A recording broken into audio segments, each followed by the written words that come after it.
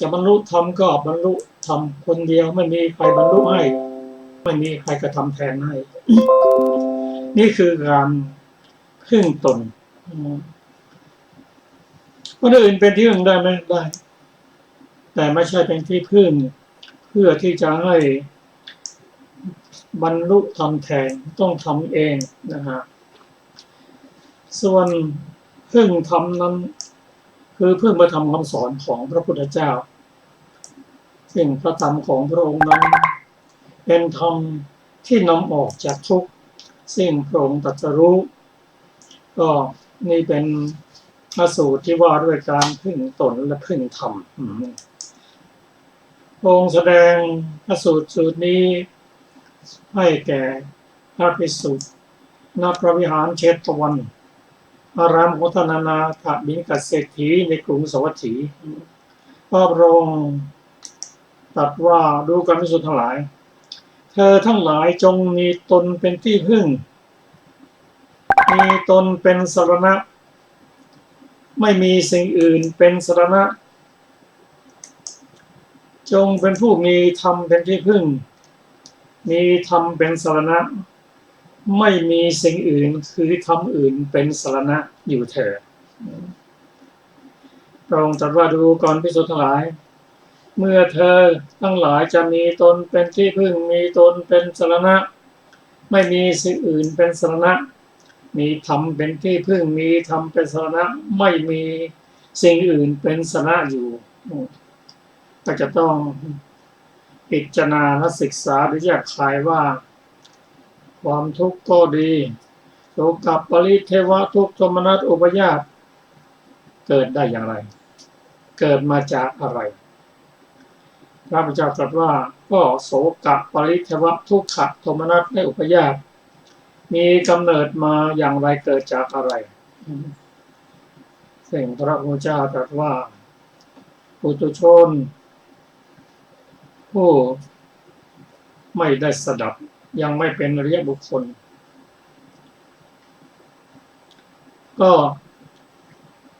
จะไม่มีตนเองเป็นที่พึ่งไม่มีธรรมเป็นสรณะจะต้องวนเวียนอยู่นั่นเองทั้งนี้เพราะอะไรเพราะว่าปุถุชนผู้ไม่ได้สดับแล้วในโลกนี้คือไม่ได้ฟังธรรมไม่เห็นพระอริยเจ้าทั้งหลายคือเห็นด้วยตาปัญญาไม่ฉลาดในธรรมของพระอริยเจ้าไม่ได้รับแนะนำในอริยธรรมไม่เห็นสัตบุรุษไม่เห็นสัตบุรุษทั้งหลายไม่ฉลาดในธรรมของสัตบุรุษไม่รับแนะนำในสัพพุรุสธรรมสัตบุรุษหรืออริยบุคคลในอัตถกถากล่าวว่าเป็นบุคคลเดียวกันอย่างเดียวกันปุถุชนนั้นย่อมตามเห็นรูปด้วยความเป็นตนหนึ่งย่อมเห็นตนมีรูปหนึ่งย่อมเห็นรูปในตนหนึ่งย่อมเห็นตนในรูปหนึ่งเขาคิดอย่างนั้นอันนี้เป็นสักกายทิฏฐิซึ่งมีอยู่ในปุถุชนทุกคนแต่ถ้าเป็นอริยบุคคลแล้วก็มองตรงกันข้ามกันสำหรับสักกายทิฏฐิที่มีในบุคคลทุกคนนั้นไม่ห้ามสวรรค์คือปฏิบัติด้วยมีตัวมีตนถ้าปฏิบัติไปเป็นมนุษย์ที่ดีในสวรรค์ชั้นพรหมเป็นไปได้เท่านั้นเพราะปุถุชนนั้นทำอะไรก็ยังมีตัวมีตนอยู่เราเป็นผู้ให้ทานรักษาศีลเจริญสมาธิเราเท่านั้นแล้วก็ลงท้ายกับปรารถนาเพื่อให้ได้เกิดมาเป็นผู้มีฐานะที่ดีขึ้นจะได้เป็นรูปร่างก็ดีเกิดเป็นมนุษย์ชั้นดีมีปัญญาหรือเกิดเป็นเทวดาเป็นต้นในชั้นมนุษย์และเทวดาและพรหมนั้นที่เป็นปุถุชนก็เยอะ ที่เป็นอริยบุคคลก็เยอะแต่ในพระสูตรนี้หมายถึงบุคคลที่เป็นปุถุชนคือยังไม่เป็นอริยบุคคลก็บุคคลเหล่านี้ปุถุชนนี้ต้องศึกษาธรรมะของพระองค์แล้วก็มีตนเป็นที่พึ่งมีตนเป็นที่อาศัยตัวเองเท่านั้นพูดง่ายว่าต้องเชื่อในเรื่องกฎแห่งกรรมคือทำดีได้ดีทำชั่วได้ชั่วบุคคลทำกรรมอย่างใดก็ได้รับกรรมอย่างนั้นจะไปโทษผู้อื่นไม่ได้แม้การทำบุญกุศลการเจริญธรรมของพระองค์ก็ทำด้วยตนเองแต่คนอื่นเป็นกัลยาณมิตรได้แต่ผู้บรรลุธรรมนั้นต้องตนเองเท่านั้นอันนี้พระองค์ตรัสว่าธรรมะพระธรรมคำสอนในทางพุทธศาสนาเท่านั้นเป็นมีธรรมะของพระองค์ไม่ใช่พึ่งมีธรรมะในพุทธศาสนาเป็นสรณะเป็นที่อาศัยไม่นำคำสอนอื่นซึ่งไม่ใช่คำสอนที่นำออกจากทุกข์มาศึกษาถ้าเราทำอย่างนี้เราถือว่ามีตนเป็นที่พึ่งมีตนเป็นที่มีตนเป็นสรณะมีธรรมะของพระพุทธเจ้าเป็นที่พึ่งเป็นสรณะนะครับเราก็เริ่มศึกษาเริ่มพิจารณา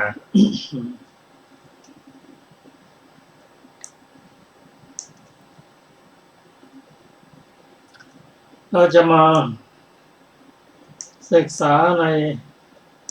อรรถกถาซึ่งพระองค์ตรัสว่าตนนั่นแหละเป็นที่พึ่งของตนคนอื่นใครเล่าจะเป็นที่พึ่งได้ถามว่าข้อในที่นี้อะไรชื่อว่าตนแก้ว่าธรรมที่เป็นโลกิยะและโลกุตระชื่อว่าตนเนี่ยนั่นแหละพระองค์ตรัสว่าธรรมะเทปาธรรมะสรณาอานัญญาสรณาเป็นธรรมมีธรรมเป็นเกาะมีธรรมเป็นที่พึ่งอย่าเอาสิ่งอื่นเป็นที่พึ่งเลยถ้าเรามีที่พึ่งอย่างนี้คือมีตนไม่ได้พึ่งมีธรรมะของพระองค์เป็นที่พึ่งแล้วก็ได้ที่พึ่งแน่นอนได้ที่พึ่งอันเกษมที่พึ่งพ้นจากทุกข์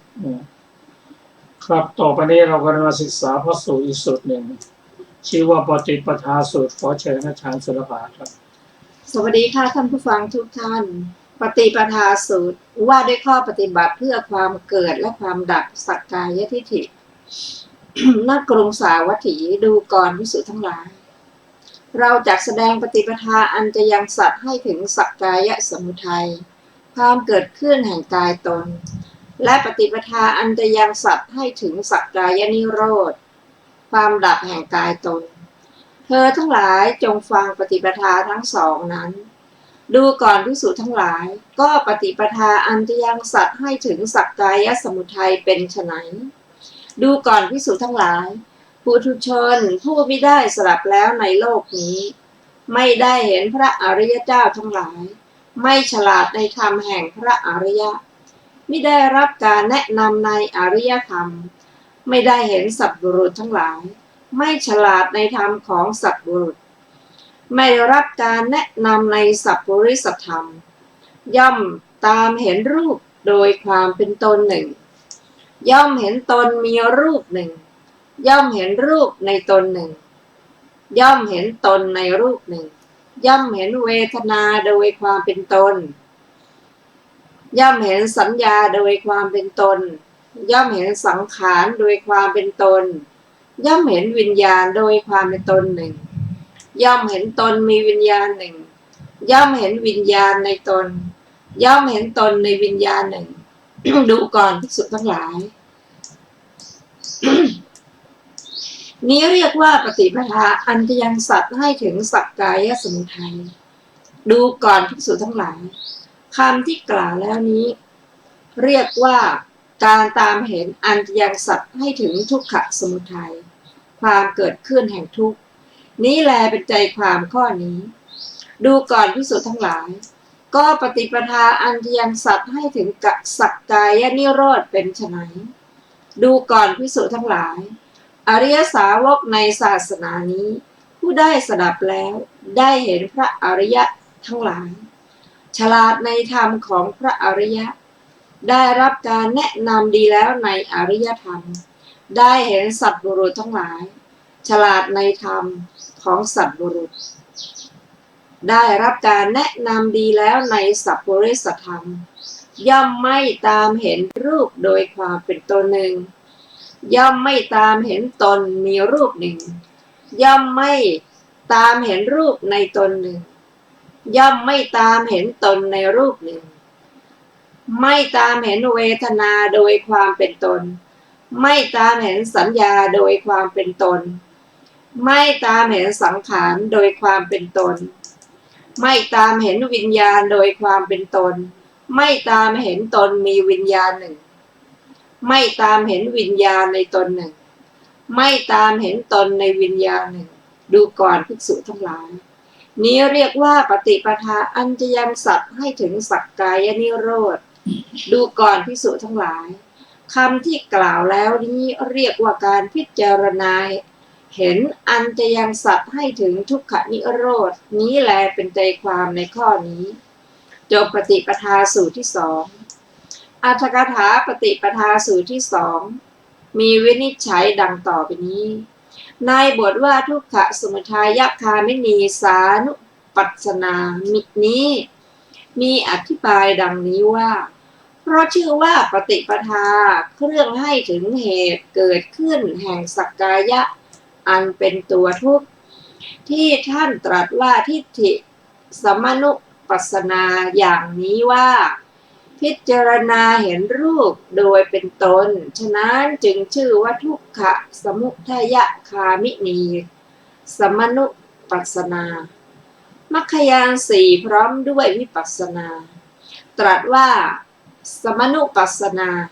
ในคำนี้ว่าทุกขนิโรธคามินีสมนุปัสสนาดังนี้ในสูตรนี้ท่านกล่าวว่าวัฏฏะและนิพพานไว้ด้วยประการฉะนี้ครับสำหรับพระสูตรนี้คือพระสูตรว่าด้วยข้อปฏิบัติเพื่อความเกิดและความดับเพื่อความเกิดก็คือปุถุชนเพื่อความดับนั่นคืออริยบุคคลจนถึงพระอรหันต์นิพพานพระสูตรนี้เราจะเห็นว่าพระอริยบุคคลพระโสดาบันเป็นต้นท่านมองแตกต่างกับปุถุชนคือท่านไม่ได้มองเห็นรูปโดยความเป็นตนแต่อย่างเราแต่ว่ารูปของเรารูปของท่านร่างกายของท่านตัวตนของท่านเวทนาก็เหมือนกันความสุขของผมความทุกข์ของผมความทุกข์ของท่านความสุขของท่านสัญญาความจำได้หมายรู้ก็เหมือนกันจิตของท่านจิตของเราจิตของผมนี่คือปุถุชนผู้ไม่ได้สดับผู้ไม่ได้เห็นพระอริยบุคคลด้วยตาปัญญาไม่ฉลาดในธรรมของพระอริยะทั้งไม่ได้รับแนะนำด้วยอันนี้คือความเกิดของสัพพยทิฏฐิอย่างนี้เองถ้ามาได้ศึกษาไม่เห็นพระอริยะด้วยตาปัญญาแล้วก็จะเป็นอย่างนี้คิดอย่างนี้ถ้าเรามองทุกวันนี้เราเห็นตัวตนของเราแล้วความจริงนั้นเขาคิดว่า วิญญาณของเราเป็นวิญญาณไม่ได้แยกแยะ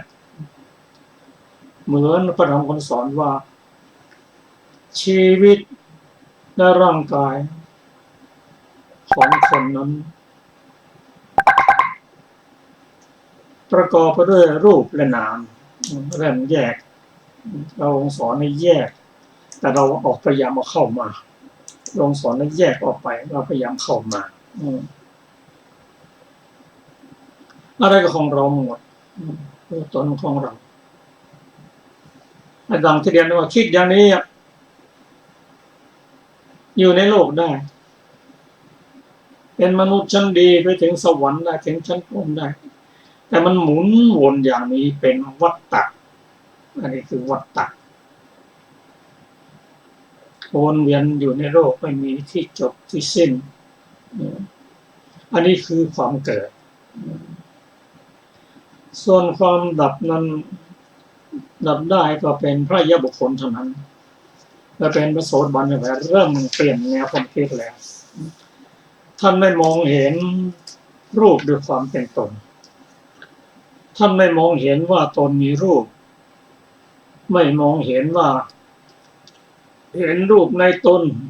ไม่มองเห็นว่าเห็นตนในรูปทั้งรูปทั้งนามท่านไม่ได้เห็นเป็นตัวเป็นตนแต่เป็นสภาวะที่มีปัจจัยอาศัยปัจจัยปรุงแต่งเกิดขึ้น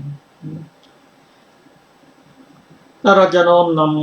ำพระสูตรนี้มาปฏิบัติย่อมปฏิบัติได้ตามสมควรแก่ธรรมเพราะพระธรรมคำสอนของพระองค์นั้นลาดลุ่มลึกไปตามลำดับคนที่เป็นอริยบุคคลก็ไปจากปุถุชนนั่นเองแต่ปุถุชนที่ว่านี้เป็นผู้ที่สดับฟังธรรมศึกษาธรรมอ่านพระไตรปิฎกพระไตรปิฎกนั้นเป็นคำสอนพระพุทธเจ้าถ้าเรามีศรัทธาแล้วก็อ่านพระไตรปิฎกพระไตรปิฎกนั้นหรือพระพุทธเจ้านั้นตรัสสอนทุกคนที่มีศรัทธามีปัญญาตามสมควรมีความเพียรศึกษาแบบเหมือนเราฟังเราอ่านหนังสือที่ดีนะเราจะได้รับคำแนะนำที่ดีเมื่อเรายังไม่ได้เป็นอริยบุคคลนั้นเราก็ปฏิบัติได้ตามสมควรแก่ธรรมแก่ปัญญาแต่อย่างไรก็ตามถึงแม้ไม่ได้เป็นบุคคลเราต้องศึกษาเราต้องฟังธรรมต้องปฏิบัติธรรมพระองค์ตรัสว่าชีวิตร่างกายนั้นประกอบด้วยธาตุ6ธาตุนั้นเอง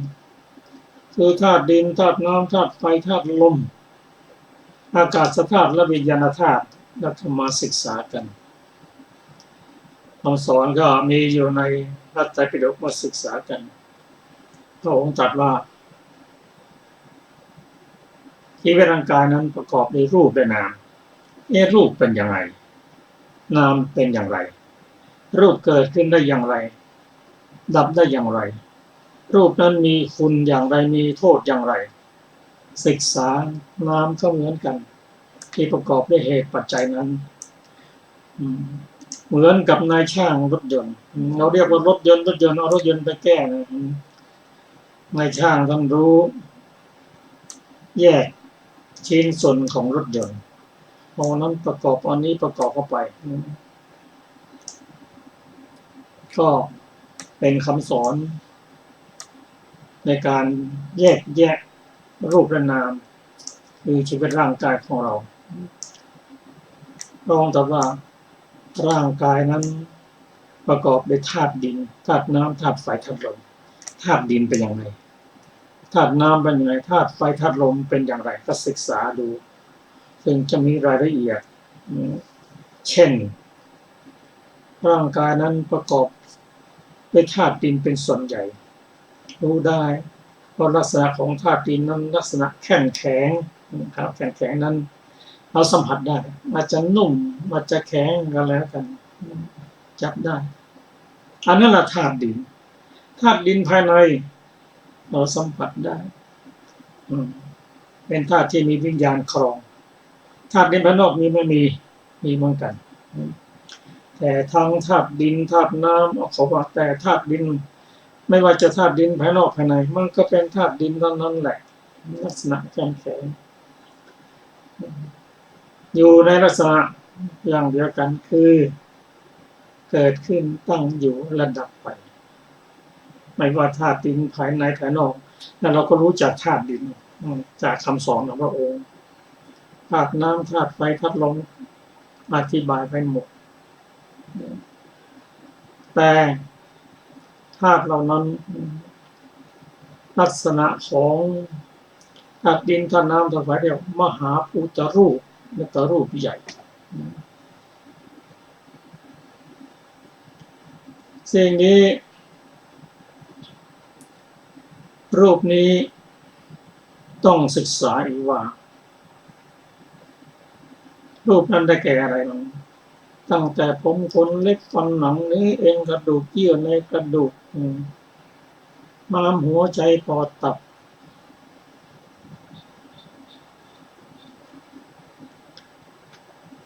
ลำไส้ไส้อ่อนไส้แก่ลำไส้เล็กลำไส้ใหญ่แล้วก็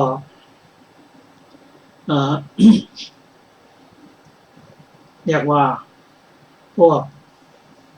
ปฏิกูลต่างๆรวมทั้งมันสมองมีอยู่20นี่เป็นลักษณะของธาตุดิน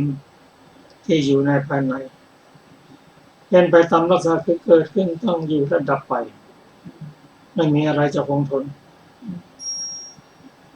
ทุกสิ่งทุกอย่างเกิดขึ้นตั้งอยู่และดับไปอุปทัศน์ทิฏฐิบังคับและมีการแปรเปลี่ยนในระดับกลางด้วยเมื่อเราได้ศึกษาอย่างนี้เราก็เริ่มน้อมนำมาปฏิบัติว่าพระองค์ตรัสว่าคนเราย่อมมองเห็นรูปด้วยความเป็นตนแล้วก็พยายามมองรูปด้วยความไม่เป็นตนด้วยความเชื่อ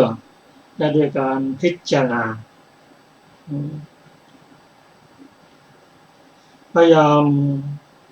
แยกว่าอันไหนเป็นรูปอันไหนเป็นนามให้ออกถ้าแยกได้ก็ถือว่าเรามีปัญญาในระดับขั้นที่1ของโสรถญาณคือนามรูปปริเฉทญาณนะโดยการศึกษาลักษณะลักษณะที่จตุกะของรูปนั้นมีลักษณะแตกสลายไปในที่สุด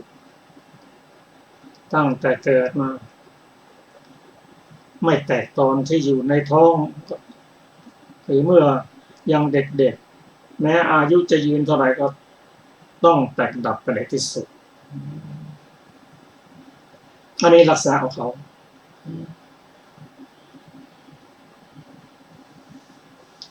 รูปนั้นมีการแยกออกจากการได้เป็นกิจพอแยกออกจากกันได้เป็นกิจนั้นก็เราจะเห็นส่วนต่างๆแล้วเนาะมีลักษณะแยกออกจากการเป็นกิจต่างๆมีความเป็นอภัยกตะ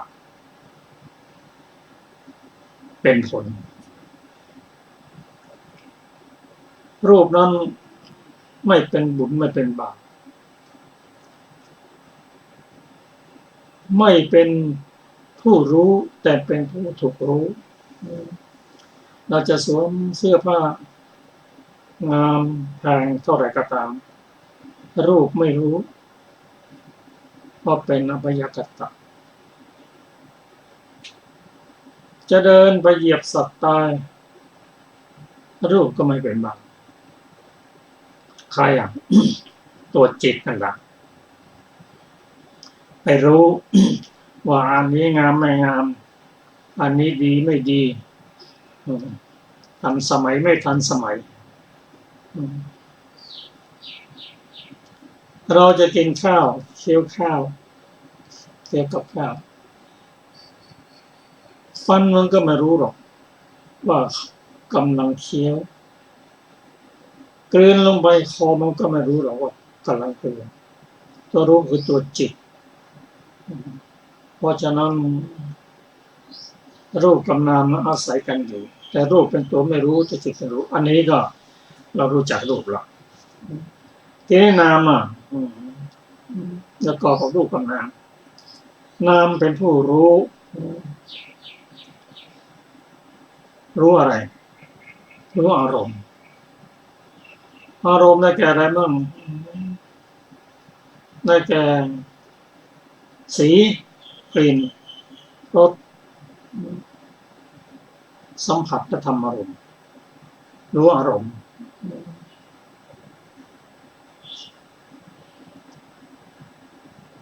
ก็เราศึกษาอย่างนี้เราก็พยายามแยกแยะว่าไหนเป็นรูปอันไหนเป็นนามสั้นย่อก็คือรูปไม่รู้อะไรนามเป็นผู้รู้เป็นผู้ถูกรู้รูปเป็นอารมณ์ของจิตคือมองอะไรก็อย่าเห็นว่ารูปอานามเป็นตัวเดียวกันไม่ใช่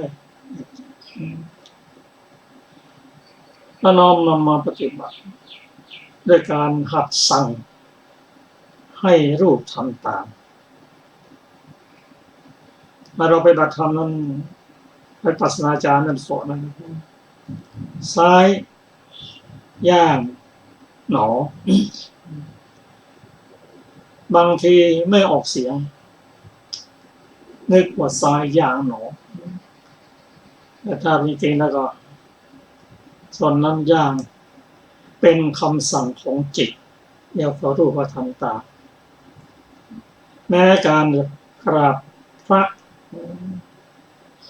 ก็สั่งเป็นให้รูปทำตามนั่งแล้วก็สั่งว่าวันทาหัดให้รูปรู้วันทาอย่างนั้นมายกมือขึ้นที่อกยังไม่ถึงขึ้นอีกหน่อย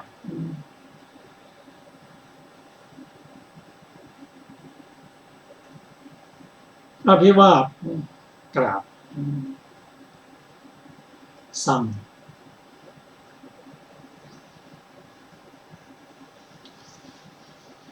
เราจะทำอะไรก็สั่งทานยานะทานยาแล้วก็อารูปธรรมตามแต่บางครั้งสติไม่สามารถที่จะยังไม่สามารถที่จะควบคุมได้บางทีระบบซ้ายย่างหนอขวาไปละเราต้องประเมินทุกสิ่งทุกอย่างแต่ผู้ที่ทำได้อย่างนี้มีสติสมบูรณ์ก็คือพระอรหันต์ถ้าเราไม่เป็นพระอรหันต์ไม่เป็นอริยบุคคลเราก็ฝึกได้บางทีมีสติก็ทำถูกบางทีเผลอสติแล้วก็ไม่ถูกก็ฝึกเป็นสิ่งที่ฝึกได้ตามแต่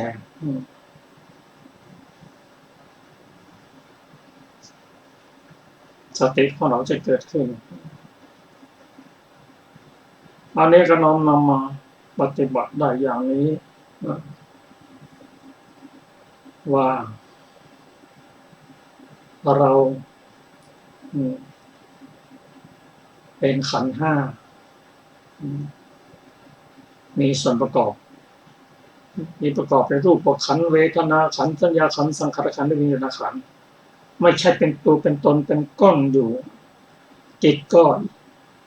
คือรูปก็อาศัยจิตอย่างนั้น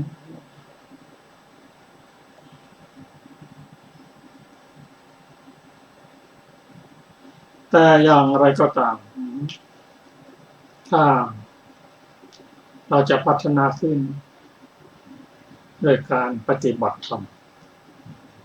เริ่มตั้งแต่เป็นผู้มีศีล มื่อศีลดีแล้วก็สมาธิก็ดีเข้าได้ง่ายเมื่อมีสมาธิตั้งมั่นดีแล้วประกอบด้วยสติแล้วมันคิดอะไรก็ออกอ่านพระไตรปิฎกก็รู้เรื่องฟังธรรมก็รู้เรื่องมีศีลมีสมาธิมีปัญญาแล้วก็น้อมนำคำสอนของพระองค์มาศึกษาด้วยการอ่านพระไตรปิฎกแล้วก็เรียกว่าปริยัติศาสนาเข้าใจได้ก็น้อมนำมาปฏิบัติโดยความเป็นผู้ที่มีกัลยาณมิตรมีพระวิปัสสนาจารย์เป็นที่ปรึกษาเป็นผู้แนะนำการปฏิบัติธรรมก็จะก้าวหน้าเป็นตามลำดับสักยะทิฏฐิก็จะลดลงถ้าสักยะทิฏฐิเราจะลดลงได้เต็มที่สมบูรณ์แล้วก็ต่อเมื่อเป็นพระโสดาบันเพราะตัวเนี้ยตัวสักยะทิฏฐิเนี่ยมันทำให้เราไม่สามารถจะลอดตาข่ายที่ละเอียดได้รอดไปได้ด้วยคำด้วยวิธีแนะนำของสอนพระเจ้าแล้วก็มองตรงข้ามกับปุถุชนครับเราจะมาศึกษาพระสูตรต่อไปพระสูตรต่อไปอนิจจสูตรที่ 1ว่าด้วยความเป็นไตรลักษณ์แห่งขันธ์ 5กรุงสาวัตถีดูก่อนภิกษุทั้งหลายรูปไม่เที่ยงสิ่งใดไม่เที่ยงสิ่งนั้นเป็นทุกข์สิ่งใดเป็นทุกข์สิ่งนั้นเป็นอนัตตาสิ่งใดเป็นอนัตตาเธอทั้งหลายพึงเห็นสิ่งนั้นด้วยปัญญาอันชอบตามความเป็นจริงอย่างนี้ว่านั่นไม่ใช่ของเราเราไม่เป็นนั่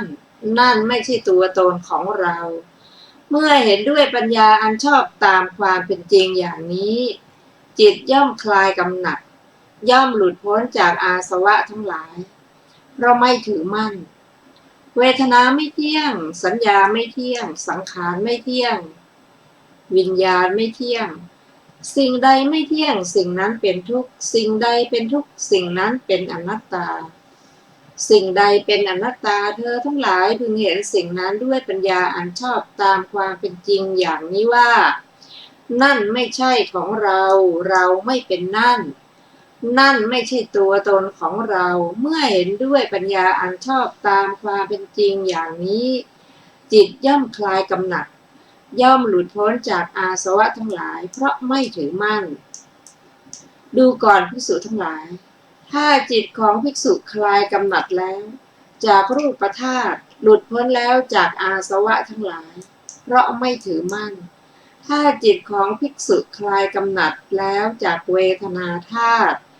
จากสัญญาธาตุจากสังขารธาตุจากวิญญาณธาตุ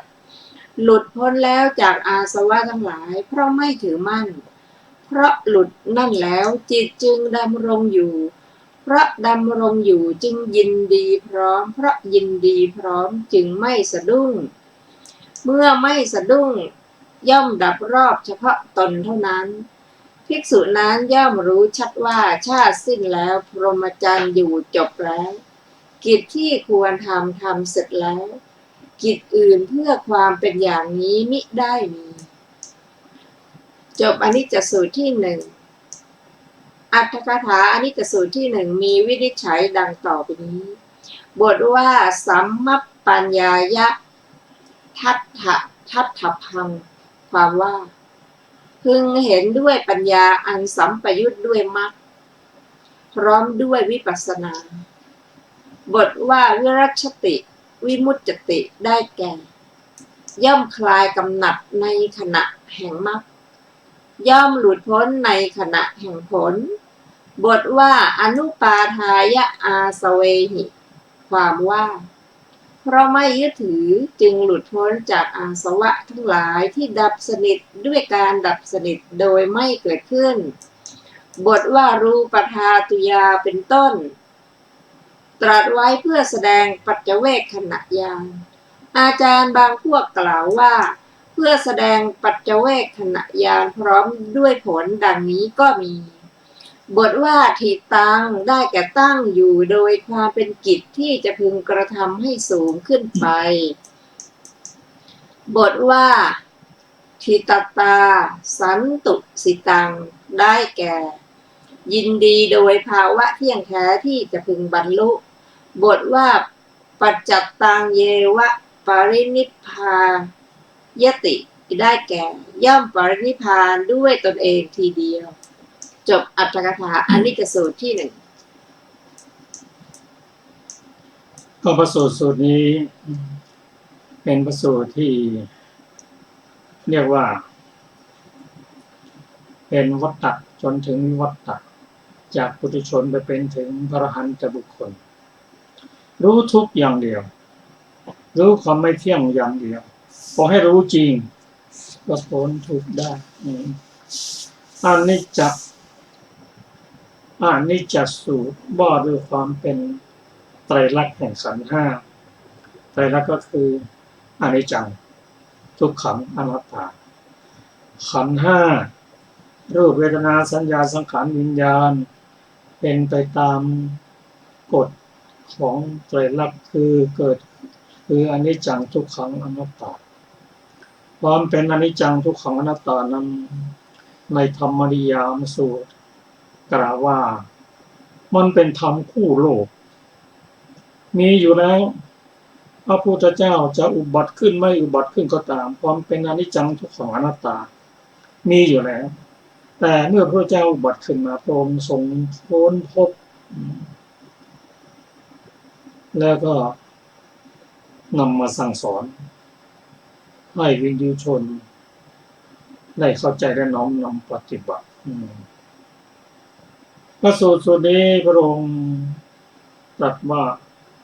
รูปไม่เที่ยง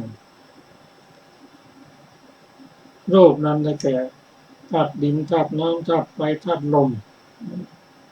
จะมีสีกลิ่นรสโอชาก็ไม่เที่ยงเกิดขึ้นตั้งอยู่และก็ดับไปถ้าเรามองเห็นชัดเด็กที่เกิดทันทีนะเกิดแล้วเนี่ยคือเกิดประสงค์ที่การในการเกิดขึ้นมาในการที่เกิดขึ้นเกิดแล้วตั้งอยู่พอเกิดมาแล้วก็ตั้งอยู่ตั้งแต่เด็กเล็กๆจนถึง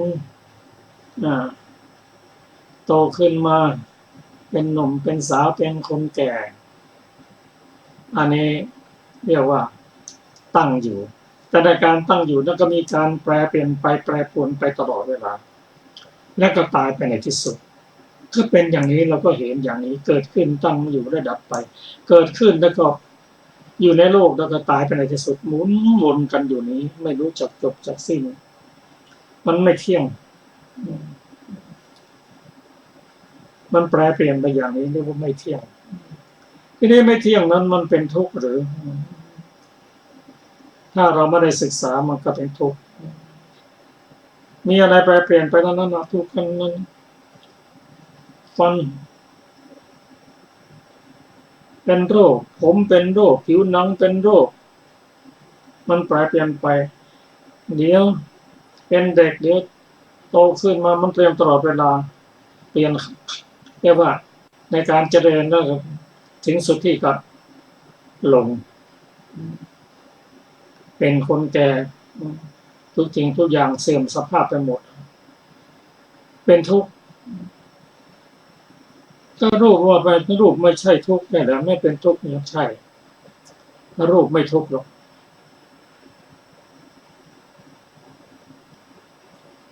จะเป็นโรคต่างๆโรคทางร่างกาย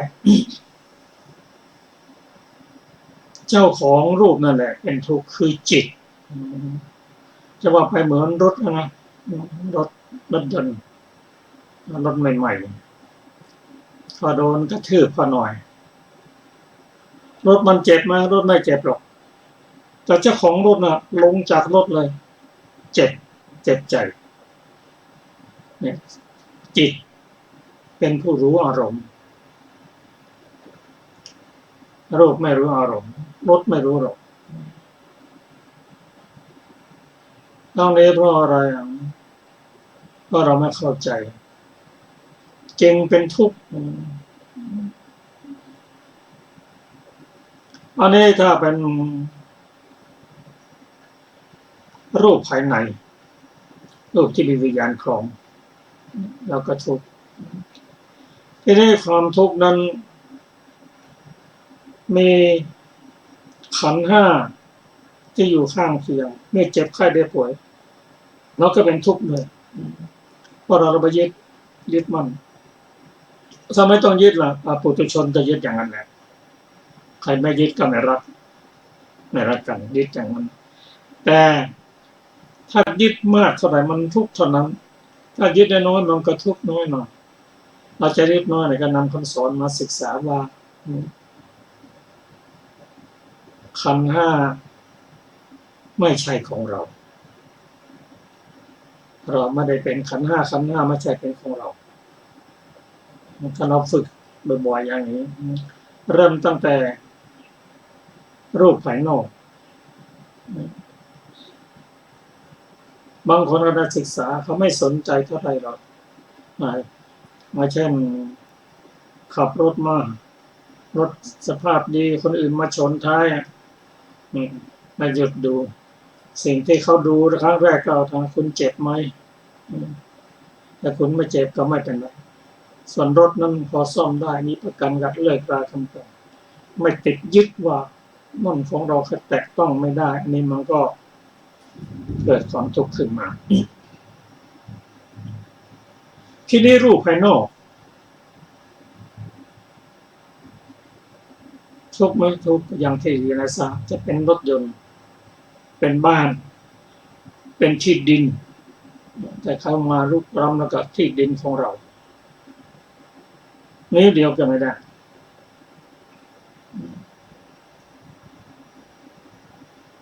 ไกลเกินไปก็คนมีปัญญาแล้วก็ยึดมั่นไกลกันไปแม้แต่ประเทศที่อาศัยอยู่เนี่ยก็ยังยึดมั่นว่านี่เป็นประเทศของเราโลกของเราแต่ทุกสิ่งทุกอย่างไม่ว่าขนาดใหญ่เท่าไหร่หรอกจะเป็นโลกที่เราอาศัยนี้มันก็เกิดขึ้นตั้งอยู่ระดับไปแม้ดวงอาทิตย์ก็ยังมีจุดดับหลักแต่มันเปลี่ยนช้ามากนานมีอายุนานมากเราไม่มองเห็นแต่ถ้าจะเดือดร้อนอย่างเดียวก็คือถ้าเกิดไม่มีแสงอาทิตย์สัก2-3 วันอย่างนี้ก็เดือดร้อนละเป็นทุกข์ละถามว่าดวงอาทิตย์ทุกข์ไม่ทุกข์หรอกคนที่อาศัยแสงสว่างนั่นก็ทุกข์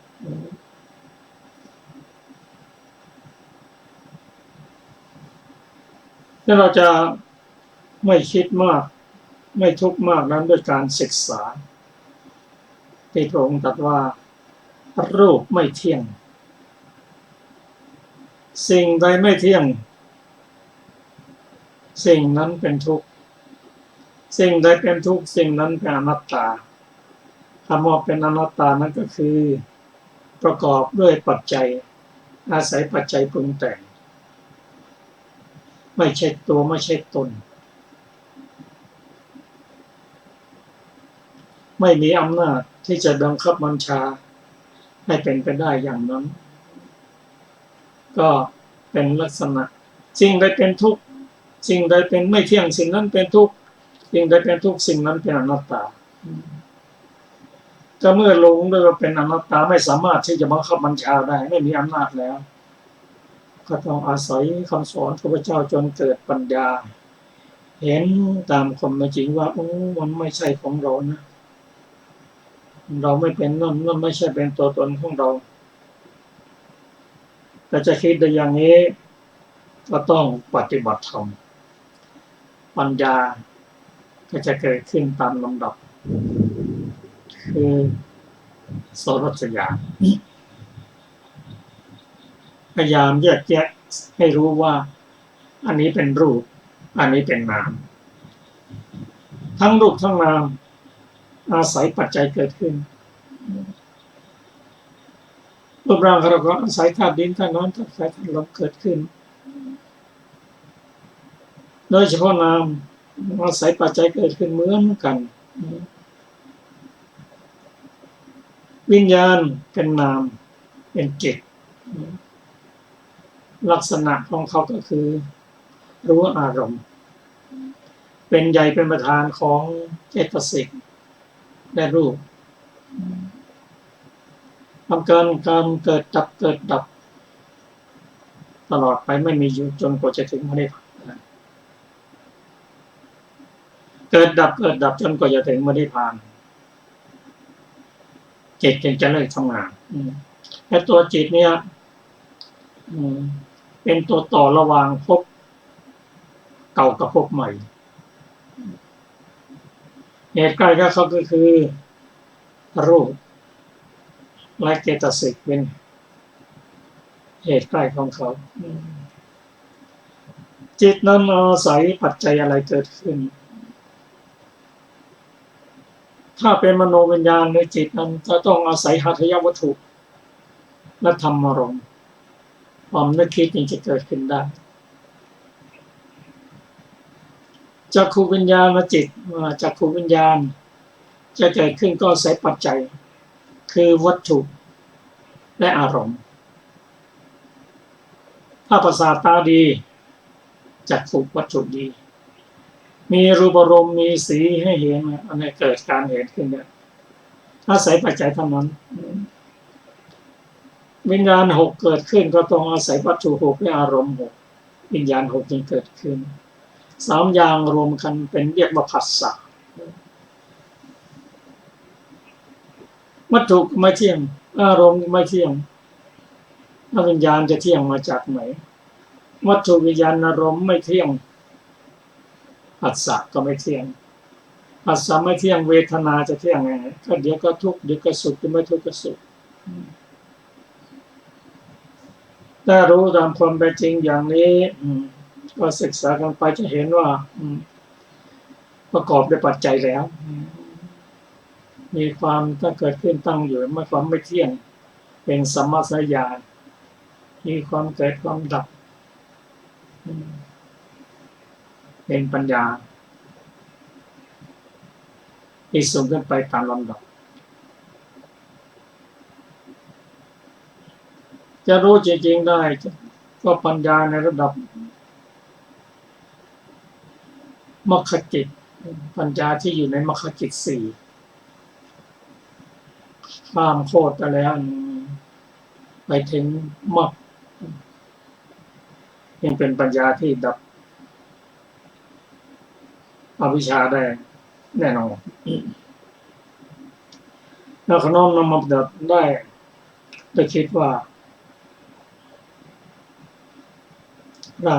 ชีวิตร่างกายนี้ประกอบด้วยรูปและนาม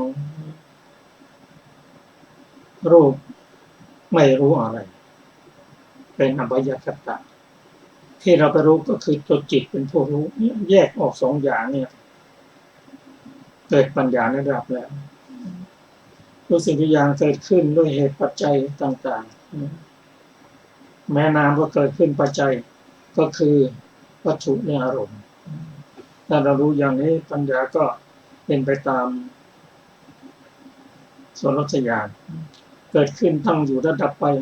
เราก็เห็นชัดลงไปเลยคนเราเกิดมาแล้วตั้งอยู่ระยะหนึ่งแล้วก็ตายไปในที่สุด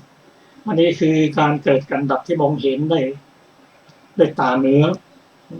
แต่ด้วยตาปัญญานั้นก็เป็นในรายละเอียดที่สุขุมนุ่มลึกลงไป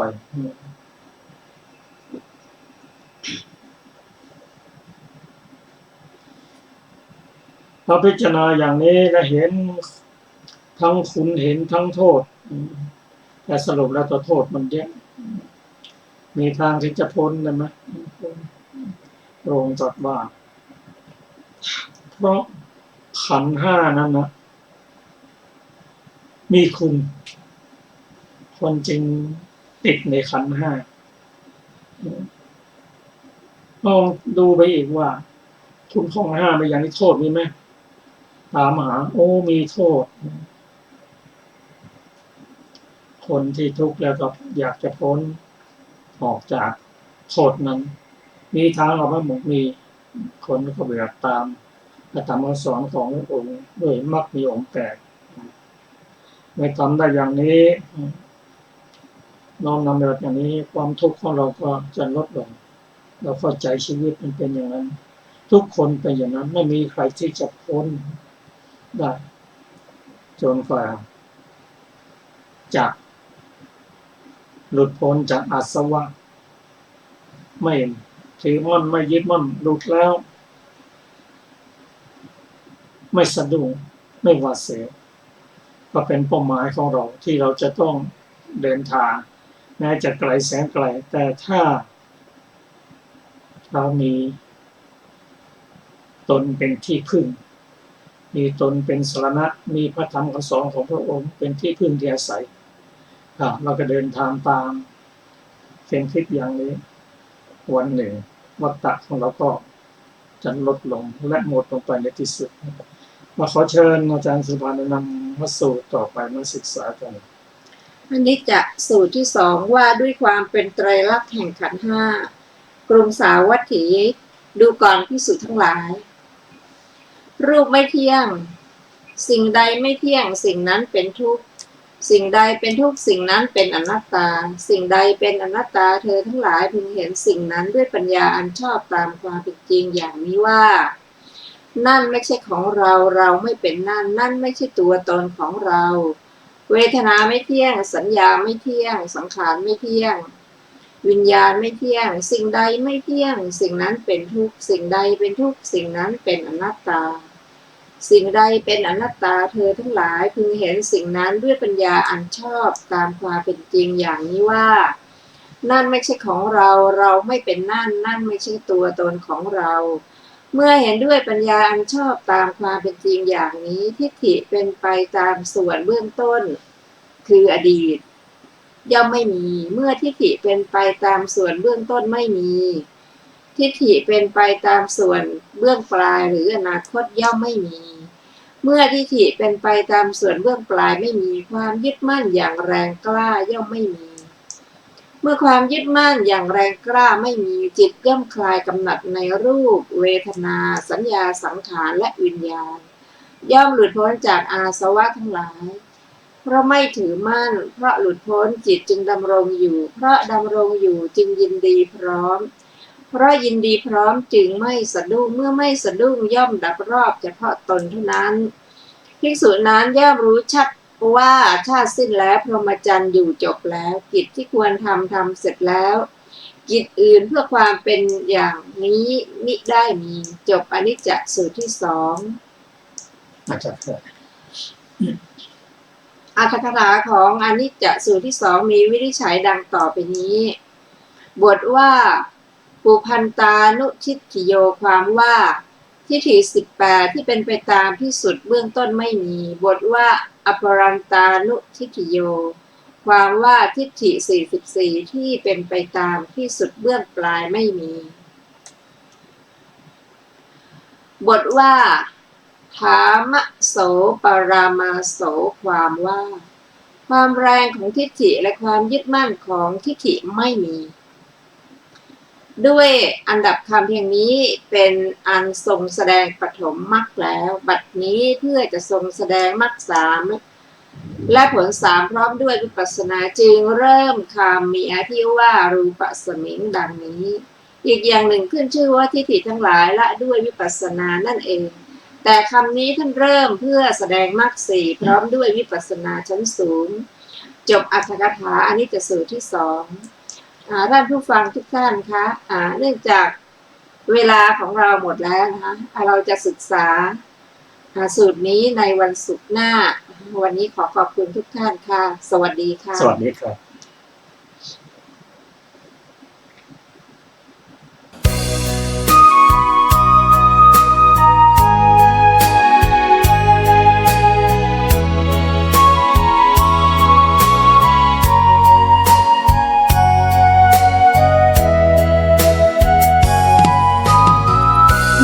เป็นบุญเขตวิเศษสถานเหมือนทิพย์วิมานของหมู่ประชาสะอาดรื่นรมด้วยร่มเงาไม้ได้ร่วมศรัทธาสมเป็น เป็นศาลาแหล่งพักพิงใจเห็นพระประธานเหนือแท่นธรรมรงค์เหมือนพุทธองค์เหนืออาจอำไพแต่ทำจุนเจืออุเพื่อเราพ้องปัดป้องปวงภัยขอน้อมดวงใจกราบไหว้วันทาวัดเล็กหรือใหญ่นั้นไม่สำคัญ